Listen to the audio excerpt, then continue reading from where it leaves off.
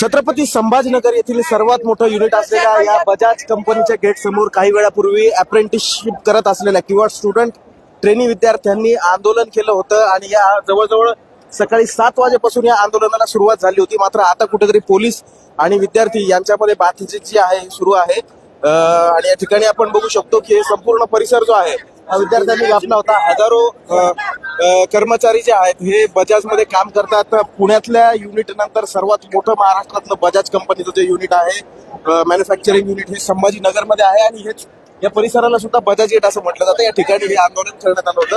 आता या आंदोलनातून तोडगा निघालाय असं सांगण्यात येतं. या इथं सगळे विद्यार्थी आहेत, काही जे आहेत कामगार नेते सुद्धा या ठिकाणी दाखल झाले होते. आपण त्यांच्याशी संवाद साधण्याचा प्रयत्न करूया. या ठिकाणी विद्यार्थ्यांनी मोठी गर्दी केलेली आपल्याला बघायला मिळते. एक मिनिट तर लोकमत आले. काय मागणं काय होतं तुमच्या? मागणं होतं आमचं की आमची पेमेंट वाढवावी आणि आम्हाला चांगलं प्रोत्साहन मिळावं. तुम्ही काय करता इथे? अप्रेंटिसशिप करता की काय? नाही, स्टुडंट ट्रेनिंगला जॉब करतोय आम्ही. किती आता सध्या तुमचं मानधन आहे? आजचं मानधन आम्हाला 16,000 रुपये प्रति महिना देतात. ते त्याच्या व्यतिरिक्त काही भत्ता? भत्ता वगैरे काही नाही, 1 रुपया एक्स्ट्रा येत नाही वगैरे काही नाही. आता तुमचं नेमकं काय म्हणणं? आमचं म्हणणं काय, आम्हाला 3 वर्ष स्टुडंट ट्रेनिंगमध्ये काम करून घेतलं, याच्यानंतर आम्हाला कायम स्वरूपी परमनंट करायला पाहिजे, प्लस पीएफ प्लस बोनस भेटला पाहिजे आम्हाला, अशी अपेक्षा करतो आम्ही. आज जेव्हा तुम्ही सकाळी किती वाजेपासून आंदोलन आज सकाळी 5 वाजेपासून उभा आहे आम्ही इथं. आणि शिफ्ट किती वाजेची होती? शिप 5:30 पासून बस तिथे सिटीमधून 6:30 पासून शिफ्ट चालू होते इथं फर्स्ट शिफ्ट. मग आता तुम्हाला आश्वासन काय मिळालं कंपनीकडून? कंपनीकडून ते म्हणाले राज साहेब आणि मान्य श्री राजीव बजाज हे भेटणार आहे, त्यांचे 4 दिवसानंतर त्यांची मीटिंग होणार आहे, त्याच्यानंतर ते करणार आहे. साधारणतः किती विद्यार्थी होते मित्र? आम्ही भरपूर पोरं होतो इथं. 2-2.5 स्टुडंट पर स्टुडंट ट्रेनिंगचे, त्याच्यामधून काय 2,000 मुलं होते. अजून काही सेकंड शिफ्टला येणार आहे, काही मदत दाबून ठेवलेले, सोडत नाही त्याला बाहेर. त्यांनी मटेरियल गेटनं गाड्या पाठवलंय. ज्या बसेस होत्या ना आमच्या धाकामुळे त्यांनी मटेरियल गेटनं गाड्या पाठवल्या की मुलं बाहेर येऊ ना म्हणून, त्यांची लाईन चालू राहा म्हणून त्यांनी तिकडे मुलं पाठवले. मेन मागणी इतकी की आम्हाला कायम स्वरूपी करावं, प्लस पीएफ बोनस द्यावं. आणि मेन मागणी आम्हाला वाढ करावी अशी वाढ झाली पाहिजे, कारण आमच्यापेक्षा ज्यादा आहे ना तिकडे जो कॉन्ट्रॅक्ट बेस वरती मुलं काम करतात त्यांना पेमेंट चांगलं पडतं. पीएफ एस आहे, आम्हाला ना पीएफ नाही एस आहे. इथं काही पण झालं तुकडं आलं ते म्हणते तुम्ही घरी जाऊन तुमचं मेडिकल आणा, सर्टिफिकेट आणा, आम्हाला दाखवा इथं की तुम्ही घरी झालो तर इथं काही नाही. म्हणून महागाईनुसार पेमेंट बघितलं तर आम्हाला 15-16 हजार याच्यामध्ये काहीच भागत नाही. रूम भाडा, रूम खर्चे, मेसचा जेव्हा भाडे, त्याच्यामध्ये काहीच पुरत नाही आम्हाला 15-16 हजार मध्ये. आम्ही फ्लंबरीचे प्रॉपर ऑर्डर आहे हर्सुल मध्ये.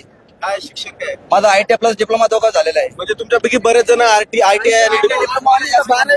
शिक्षण पण झालं नाही. जर आम्हाला पुढे ऍडमिशन घ्यायचं ते म्हणते तुम्ही बाहेर कॉलेजला ऍडमिशन पण घेऊ शकत नाही. आणि जोपर्यंत तुम्ही इथे ना 3 वर्ष जेव्हा ड्युटी करणार आहे ना तुम्ही पार्ट टाइम शिक्षण बी घेऊ शकत नाही बाहेर, असं केलं त्यांनी. तुम्हाला जर काही पार्ट टाइम degree दिले आम्हाला कंपनीला. स्टुडंट म्हणून कामगार बनवले आमच्याकडून.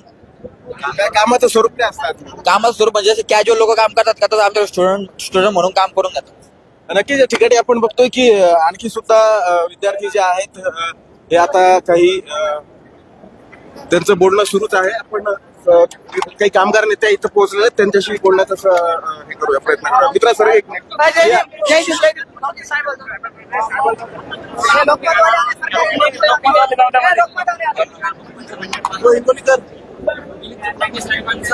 त्याच्यामध्ये आदरणीय राजसाहेब ठाकरे आणि राजीव बजाज साहेब यांचं बोलणं झालं.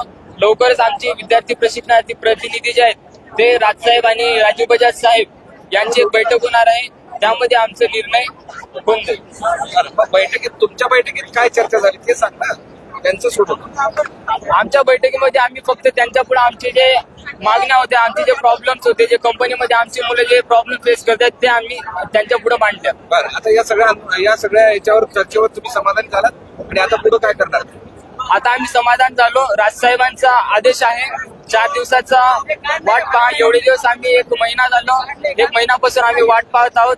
अजून 4 दिवस आम्ही वाट पाहू, राजीव बजाज साहेबांशी बोलू. जर आम्हाला परत काही अडचण आली, महाराष्ट्र नवनिर्माण सेना आमच्या खंबीर पाठीशी आहे. मॅनेजमेंट आम्हाला आज लिहून देते.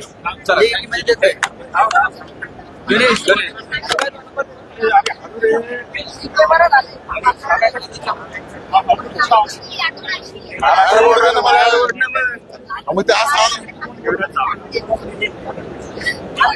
या ठिकाणी आपण बघू शकतो की काही कामगार इथे पण आलेले, त्यांना विचारूया तुमच्या कंपनी प्रशासनाशी काय बोलणं झालं, काय थोडं सांगा? आमच्या कंपनीचे HR डिपार्टमेंटचे लोक होते, काही DCP साहेब पण होते आणि माझे हे विद्यार्थी पण होते. त्यांचा आमचा विषय असा झाला की बाबा आमच्या 2 मागण्या आहे माझ्या पहिल्यापासून.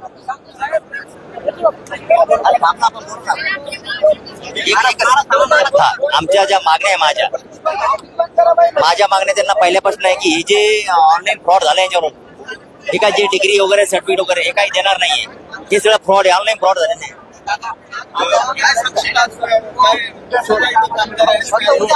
आम्ही इथं कामगार नाहीत, आम्ही विद्यार्थी प्रशिक्षणार्थी आहोत. बजाज ऑटो मध्ये टिमनीस एज्युकेशन फाउंडेशन मार्फत आम्ही इथं कार्यरत आहोत.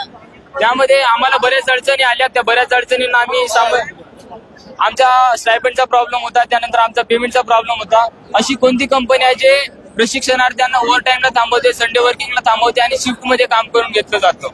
आमचे या बाबतीत काही प्रश्न होते, ते आम्ही कंपनी पुढे मांडण्याचा प्रयत्न केला, पण कंपनीने आम्हाला नजरअंदाज केलं. त्या बाबतीत आम्ही महाराष्ट्र नवनिर्माण सेनेचे अध्यक्ष आश्वासन आम्ही आमचे प्रॉब्लेम सांगितल्या. आता पुढची मीटिंग आमची राजू बजाज साहेब, आदरणीय मनसे नेते, मनसेचे तुझ्या